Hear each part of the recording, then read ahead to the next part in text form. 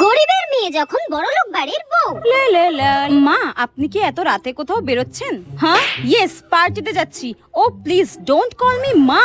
আমি না তোমাকে কতবার বলেছি আমাকে মা বলে ডাকবে না, কেমন যেন একটা চিপ চিপ লাগে।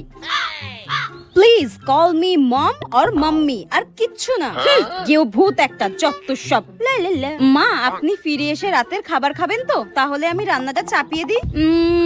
না না না, আমার জন্য ডিনার বানাতে হবে না, আমি পার্টি থেকে খেয়ে আসবো। আর আজকে রাত্রে তোমাকেও বাড়িতে খাবার দাবার বানাতে হবে না। তুমি একটা কাজ করো, তুমি বাইরে থেকে খাবার অর্ডার করে নাও, ঠিক আছে? হ্যাঁ, অনলাইনে খাবার অর্ডার করতে হবে?